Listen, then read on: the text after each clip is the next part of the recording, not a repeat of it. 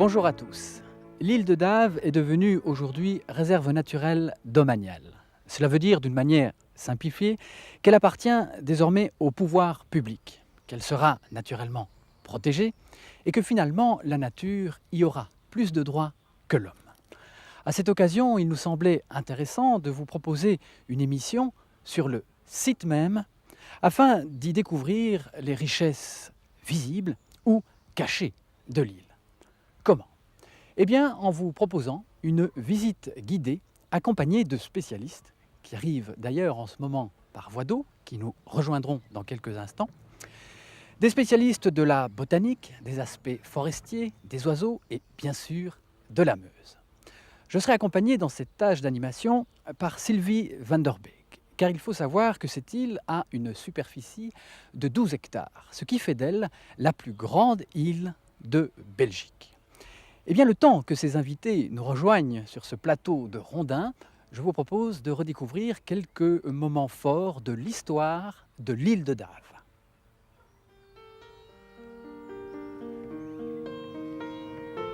En 1777, le comte de Ferrari présente à l'empereur Joseph II la carte de cabinet des Pays-Bas autrichiens. 7 années de relevés et de dessins qui nous renseignent, grâce à la légende de l'ouvrage, que fin du XVIIIe, l'île de Dave émerge de la Meuse en prairie marécageuse. Fin du XIXe, la photo, par la carte postale, nous dévoile une île sur laquelle se pratique la culture maraîchère. Betteraves, céréales, pommes de terre côtoient les célèbres fraises de Wépion. Un bac transporte, laboureurs, chevaux et chariots. À noter également l'exploitation de la roselière destinée aux litières du bétail. De ce côté de l'île, côté Dave, jamais les bateaux ne s'aventurent. Seules quelques barques s'y promènent le dimanche et, de mémoire de pêcheurs, le poisson y abonde. Il n'en fallait pas tant pour découvrir côté Wépion, dès 1920, un site touristique. Les baigneurs se donnent rendez-vous sur l'île, un yacht club s'y installe et le Café de l'île propose les meilleures recettes des poissons de Meuse. Cela durera jusqu'à la guerre. Délaissée par la suite, l'île redeviendra petit à petit la convoitise des aménagistes. Entre 1977 et 1982, polémiques et débats constructifs animeront les riverains d'Avoie, Wépionnais, la ville de Namur, le comité scientifique, les propriétaires, la commission consultative, le ministère des Travaux publics, alors national. Pour renforcer la protection des lieux, la ville de Namur souhaite dès 1979 et obtient en 1982 le classement de l'île comme site par arrêté de l'exécutif de la communauté française. Ce classement fut étendu par la suite à l'îlot de la Pointe-Aval, au bras de Meuse et aux berges d'Avoise, ainsi qu'aux prairies du château de Wassège en 1986 et 87. L'achat, récent, par la région wallonne de la plus grande partie de l'île de Dave a permis enfin la protection totale de ce site, puisque, érigé aujourd'hui en réserve naturelle domaniale, en raison de son grand intérêt paysager et biologique. Eh bien, après une traversée pas trop mouvementée, finalement, ça s'est bien passé. Il n'y a que quelques 80 mètres qui nous séparent du bord. Nous voici donc de retour sur la terre ferme en compagnie de nos invités. Alors, vous le savez, pour cette émission unique, nous avons souhaité nous entourer d'experts et de scientifiques qui nous proviennent de l'Association Inter-Environnement Wallonie, de la région wallonne, des facultés Notre-Dame de la Paix, sans oublier bien sûr le service éco-conseiller de la ville de Namur, soit tous des partenaires associés dans un même projet, celui de rendre à l'île sa valeur écologique. Mais c'est avec un Davois, si pas de pure souche, du moins de cœur, que nous allons démarrer cette émission. Monsieur Scos, bonjour, je vous invite à vous asseoir sur ces petits rondins. Alors, cela fait déjà plusieurs années que vous animez une petite revue à Dave, dans laquelle vous avez consacré beaucoup d'articles à l'île de Dave. Est-ce que vous pouvez nous rappeler brièvement, je dirais, les 3 grandes affaires qui ont menacé l'île il y a une quinzaine d'années ? Oui, en fait, en 1978, s'est présenté un projet émanant du syndicat d'initiative de Wépion, voulant aménager l'île en site touristique. Et alors au niveau de la revue Pays de Dave, nous avons marqué une ferme opposition et nous sommes fiers aujourd'hui de voir que presque 15 ans après, le projet n'a pas abouti et que l'île va retrouver son origine. Alors ce qu'il y avait aussi comme autre menace qui planait sur l'île, c'était les opérations répétées de dragage. Oui, il y avait les opérations de dragage dans le bief non navigable de l'île. Il y a eu aussi le projet pour l'automatisation des barrages. On a craint que le niveau d'eau n'érode davantage l'île. C'est ça, vous avez l'impression, vous, que l'île revient de loin aujourd'hui? Oui, l'île revient de loin. On se réjouit de l'acquisition par la région wallonne pour en faire donc un site naturel protégé. Aujourd'hui, on le sait, l'île est à la fois la propriété de la ville de Namur et de la région wallonne. Alors vous, en tant qu'observateur étranger, je dirais d'Avoie, qu'est-ce que vous pensez de cette double propriété, de ce statut? On espère qu'une heureuse collaboration pourra s'établir entre la ville de Namur, propriétaire d'une partie, et d'autre part la région wallonne, pour donc laisser à l'île sa vocation naturelle. Bien, merci André Scovs. On vous retrouvera bien sûr en fin d'émission. Place tout de suite au charme et aux richesses de l'île avec pour débuter un petit cours de botanique. Et oui, en compagnie de monsieur Margot, biologiste, botaniste, que nous avons rencontré la veille parce qu'indisponible aujourd'hui. À noter qu'hier, il n'y avait pas tout ce soleil et que d'autre part, il y avait beaucoup de vent.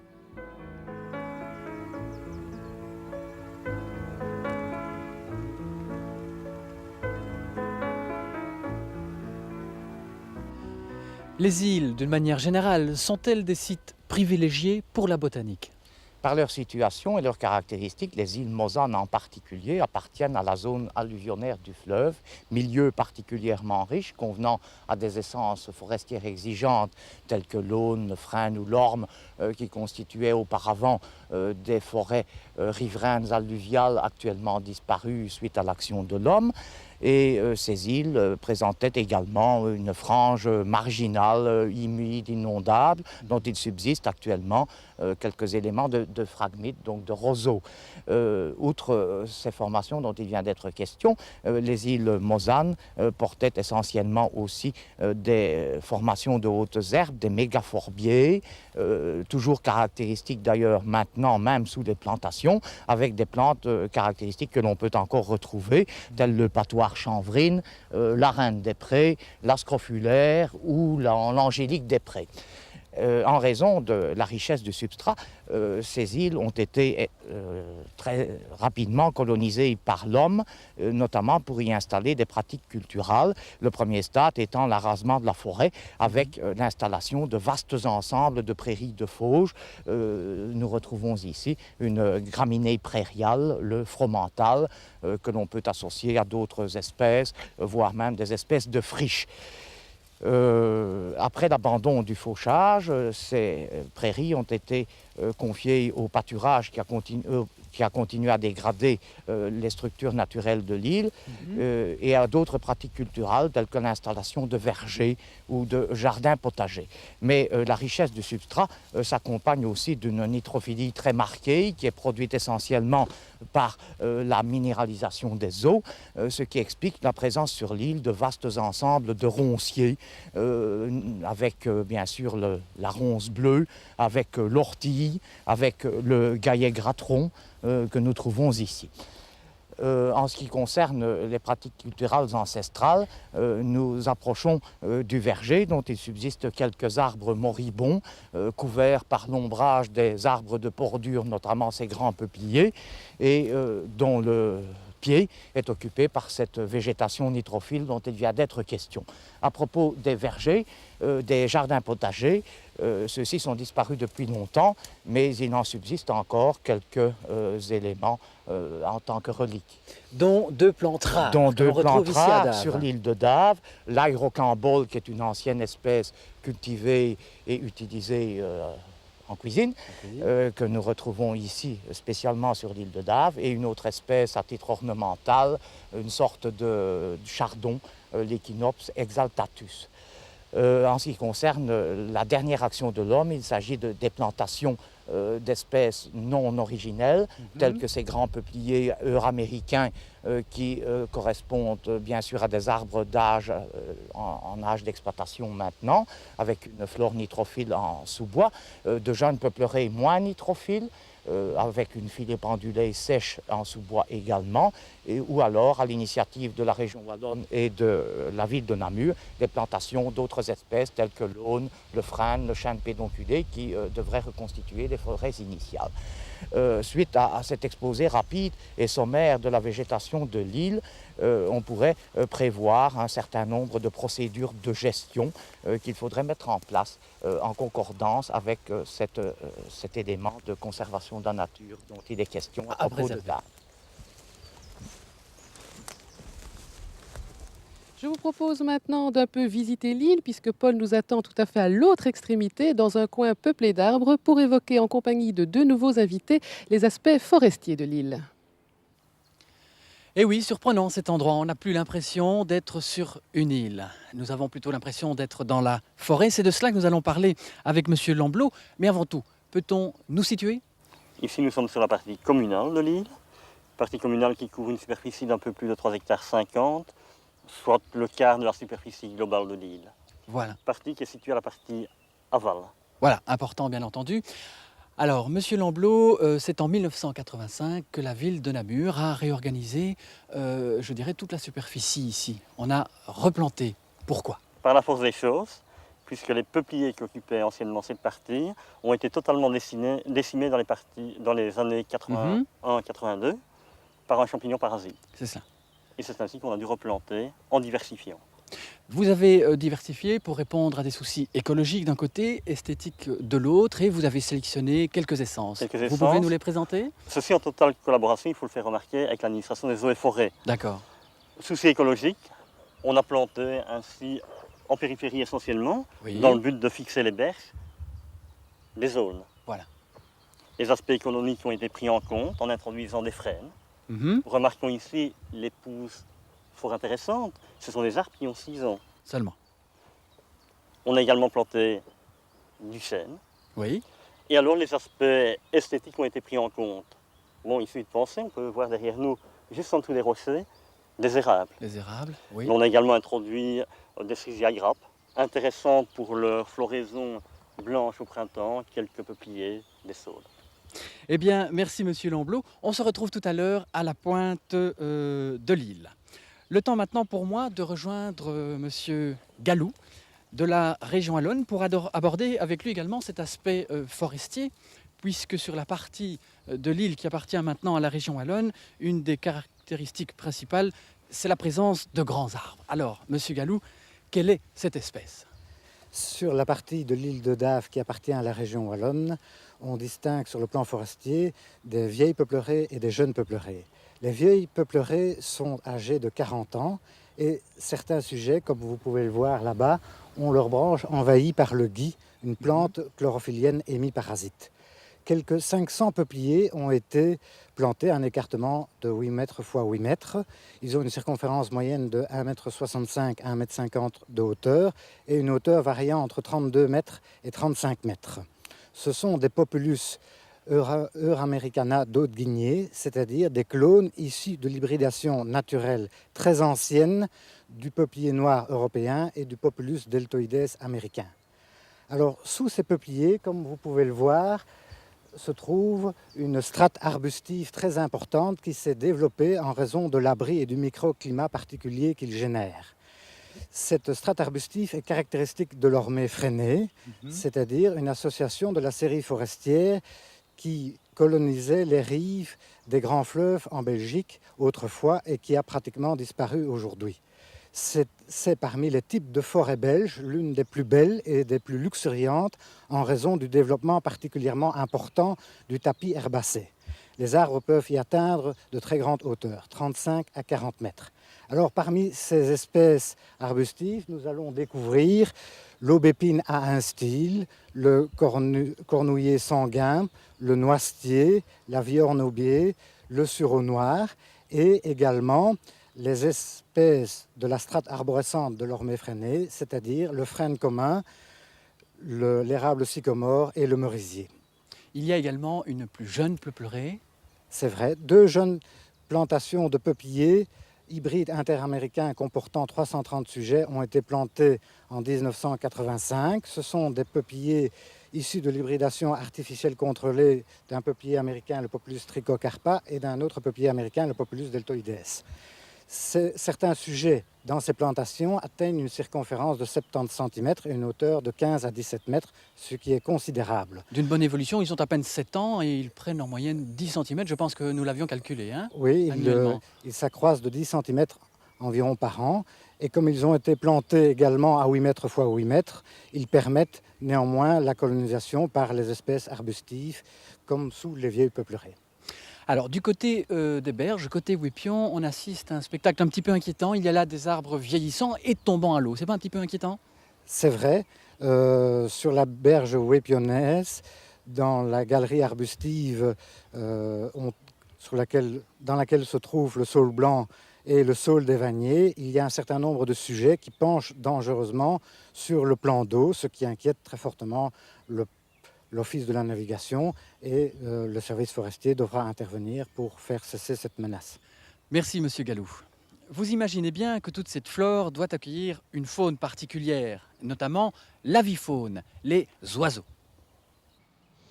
J'ai en effet à mes côtés Franck Vassen, naturaliste, ornithologue, qui va tout nous dire sur les oiseaux qui fréquentent l'île. Mais tout d'abord, Monsieur Vassen, en quoi une île en général, et plus particulièrement celle de Dave évidemment, est-elle un milieu propice pour les oiseaux? Je crois que l'intérêt principal de l'île de Dave, c'est son calme, c'est l'absence de visiteurs, ou au moins la rareté, et puis une végétation qui a la possibilité de s'y développer naturellement, il y a la présence d'une berge naturelle. Donc toute une série d'éléments qui sont très favorables à l'installation d'une avifaune. C'est ça. Alors je pense que l'hôte le plus illustre, c'est le martin pêcheur. Racontez-nous. En effet, le martin pêcheur, il niche ici un peu plus loin. C'est un petit oiseau d'eau bleu foncé, au ventre orangé, un petit chasseur de poissons. Et un point particulier, c'est le fait qu'il niche sur les berges abruptes, c'est-à-dire qu'il doit creuser un nid d'à peu près d'1 mètre de longueur dans la berge. Est-ce que c'est un hôte menacé ou régulier de l'île? En tout cas, ici sur l'île, il niche annuellement, mais il devient de plus en plus rare en Wallonie et spécialement en Meuse, du fait des aménagements qui ont tendance à détruire toutes ces berges naturelles dont il a besoin. Alors vous me disiez aussi, depuis quelques années, il y a de nouveaux nicheurs. Quels sont-ils? Un nouveau nicheur qui s'est installé sur l'île, c'est le grès pupé. Il niche depuis 5 ou 6 ans sur l'île et il a tendance à devenir de plus en plus fréquent en la vallée de la Meuse, où il avait disparu à un moment donné complètement. Et puis il y a un aspect tout à fait intéressant qu'on ne soupçonne pas, c'est la présence de nombreux canards, de nombreux oies ici tout autour de l'île. Et en fait, ces oiseaux d'eau peuvent poser des problèmes. Ils peuvent poser des problèmes lorsqu'ils deviennent nombreux, comme c'est le cas ici. En fait, il faut savoir que toutes ces oies, tous ces canards sont d'origine domestique. Ce sont donc toujours des oiseaux semi-domestiques avec un comportement peu farouche. Et ça peut provoquer un problème pour la végétation des berges, comme on l'a vu à la frayère de Dave, à la frayère des Jampes notamment, où la végétation a complètement disparu. Suite à la présence des canards. Alors, outre ces oiseaux d'eau, il y a, j'imagine, ici sur l'île, des oiseaux typiquement du milieu forestier. Oui, évidemment, il y a toute une faune typiquement forestière ici, une avifaune. Je pense aux mésanges, aux crêperons, aux pouillots, merles, etc. C'est ça. Qui n'est pas nécessairement une faune particulièrement menacée, qui est plutôt abondante un peu partout. Mais au fur et à mesure que l'île va se développer en réserve naturelle, on peut quand même espérer le retour de toute une série d'autres hôtes plus menacés qui sont liés notamment à la présence d'arbres morts, à la présence d'une forêt de type primaire. Bien, merci Monsieur Vassen pour ces explications. On va tout de suite retrouver Paul sur le bord de la berge à la recherche de poissons. Oui, et pour cause, puisque la première caractéristique des îles, c'est d'être entouré d'eau. Et nous allons aborder maintenant les aspects piscicoles avec Jean-Claude Michat. Quelle est la fonction des îles dans la vallée Mosane? Les îles sont en réalité le vestige des zones relictuelles de ce qui était un fleuve beaucoup plus naturel. Et un fleuve naturel, normalement, l'eau travaille le limageur, travaille le limineur, les berges ne sont pas stables. Et un cours d'eau, normalement, présente une série d'anastomoses, une série de ramifications, entre lesquelles se déposent d'ailleurs des graviers qui constituent les îles. Et l'île de Dave est un exemple de ce développement naturel. Malheureusement, ici et ailleurs, la Meuse a fait l'objet de nombreux aménagements. Oui, on l'a canalisée, si bien qu'elle n'a plus l'occasion de sortir de son limineur. On enlève les îles, elles disparaissent les unes après les autres. En tout cas, depuis le début du siècle, un grand nombre ont disparu. Et même l'île de Dave était en danger un certain temps par le dragage que l'on pratiquait à la partie aval, qu'on a dû arrêter pour maintenir cette île. Et alors ça réduit la diversité des biotopes. On n'a plus de zones hétérogènes, peu profondes, plus profondes, un substrat soit rocheux, caillouteux, graveleux, vaseux. Et finalement, il y a très peu d'espèces qui arrivent à se maintenir dans un milieu aussi homogène, si ce n'est le gardon qui en tire parti, et la rousse devient alors dominante dans la Meuse. Par contre, des espèces rhéophiles telles que le barbeau ou des espèces telles que le brochet sont plutôt en voie d'extinction parce qu'on a détruit leur milieu de reproduction, leur milieu d'alvinage, leur zone d'abri.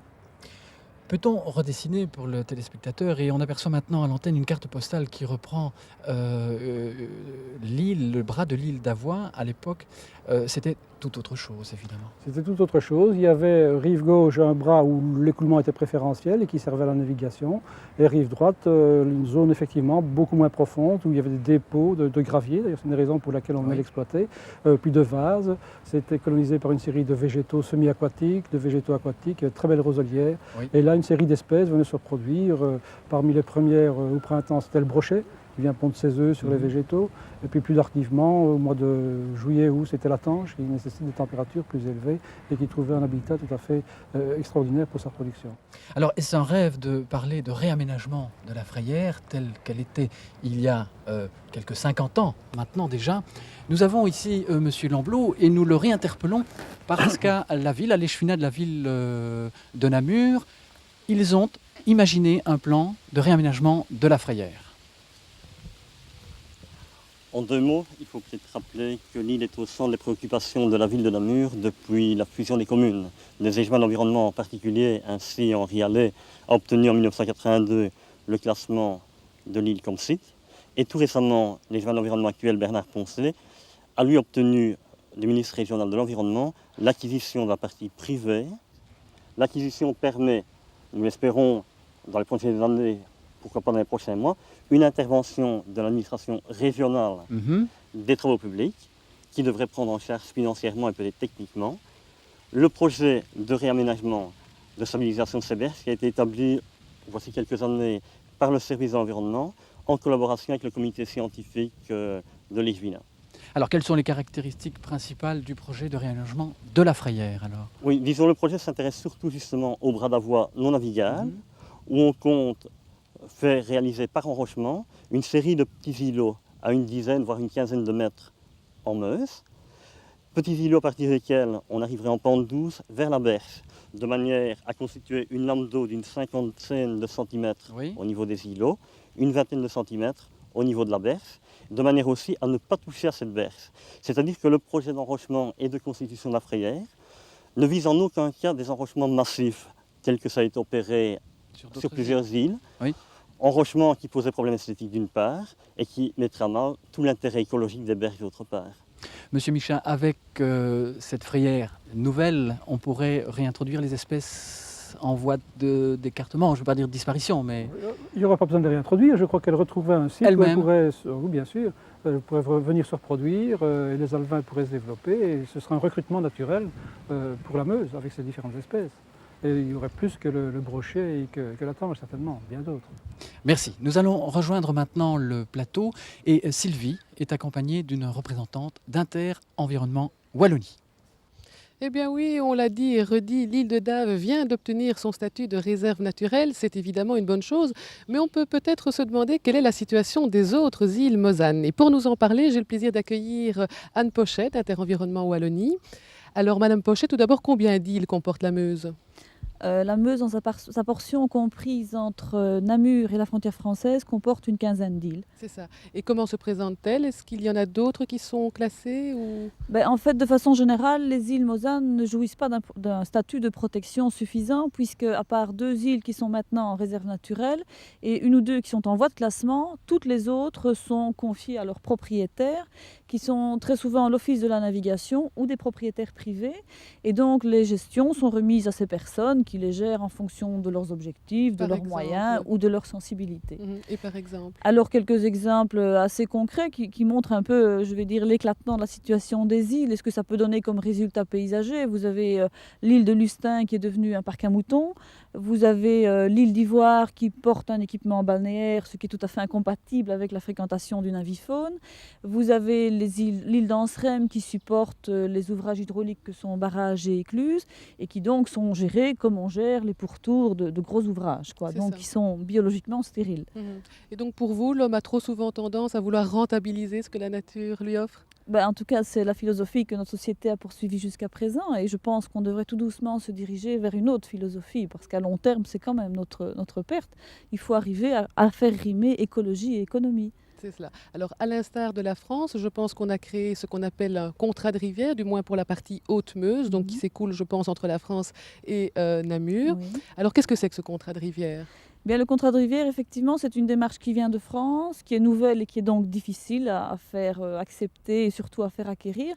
En fait, c'est assez simple dans sa conception. Ça consiste dans le fait que les gestionnaires et les usagers d'un cours d'eau se rendent compte qu'il n'est pas possible de cloisonner la gestion d'un cours d'eau, puisque c'est un milieu mouvant, dynamique, et qui a une multitude de fonctions à remplir, et pas strictement des fonctions économiques comme l'écoulement des produits ou des activités touristiques.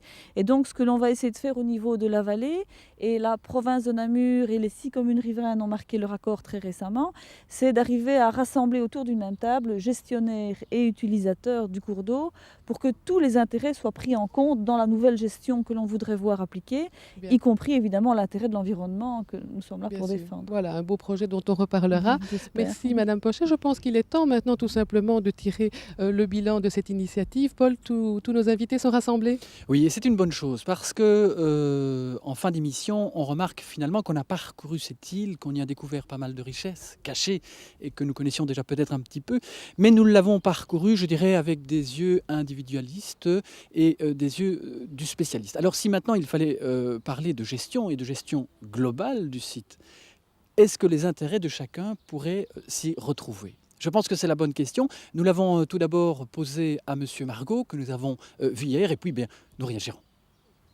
Le classement de l'île de Dave sous statut de réserve naturelle domaniale implique des objectifs prioritaires relatifs à la conservation de la nature, essentiellement la préservation de ce qui existe ou la restauration de ce qui pourrait exister, notamment l'élimination ou la stricte limitation des essences non originelles sur l'île, la reconstruction éventuelle de prairies humides inondables, la préservation d'espèces strictement protégées comme l'ail rocambole, l'aménagement des berges respectueux d'une écologie convenante aussi bien aux plantes qu'aux animaux et le maintien à titre historique de pratiques culturelles anciennes.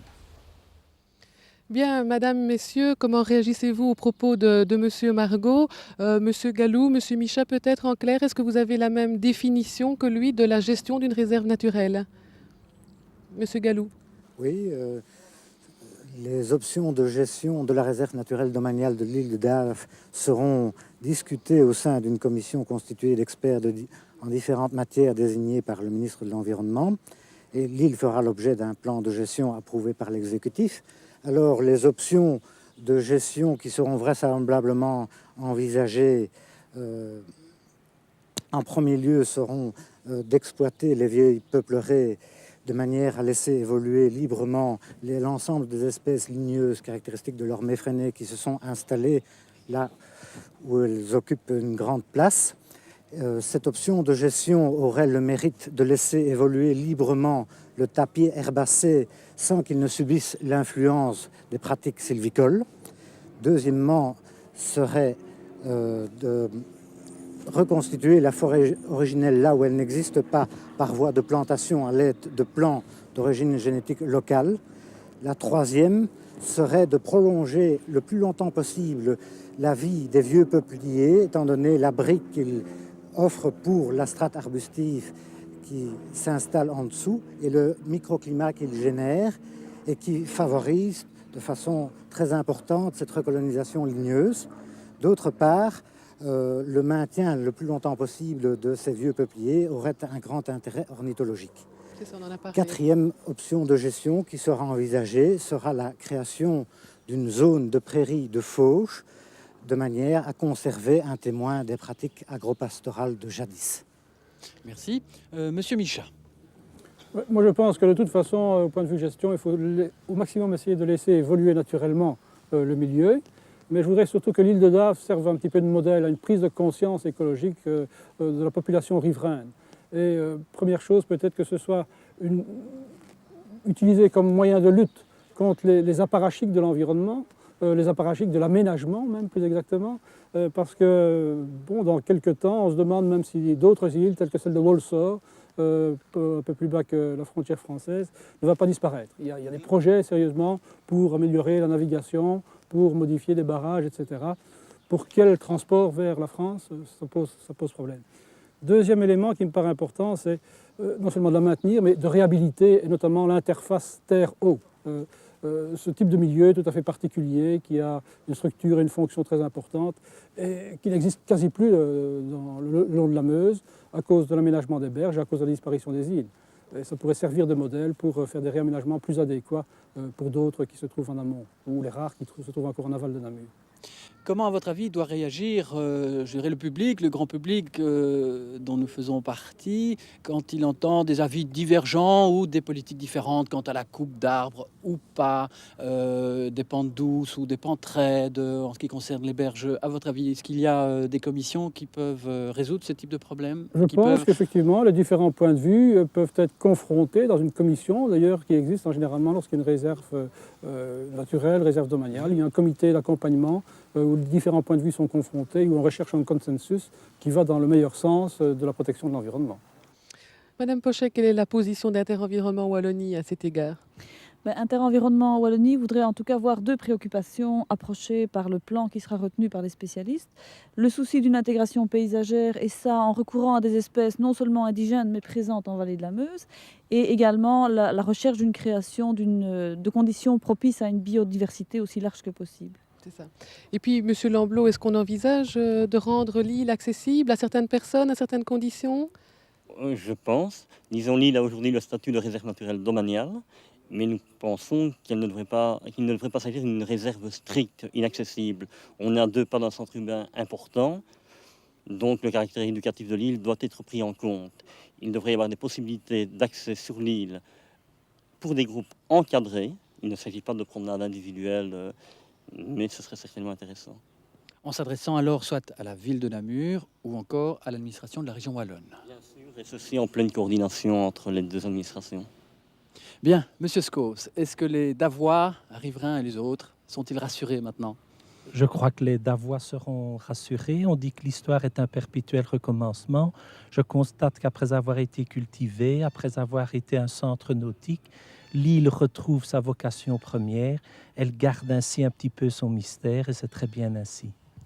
Merci. Voilà, il est temps vraiment de conclure maintenant, Sylvie. On va remercier tous nos invités, mais aussi les gens qui, de l'extérieur, quelquefois de leur bureau même, nous ont aidés et bien aidés. Je pense aux personnes de la région wallonne, à la ville de Namur, à la province de Namur, aux 6 scouts de Jambes, à l'école du génie de Jambes qui a assuré toutes les traversées, merci à eux, et bien entendu tout le personnel technique de FAC Télévision ainsi que les aides extérieures. Merci de votre attention à vous, bonne soirée.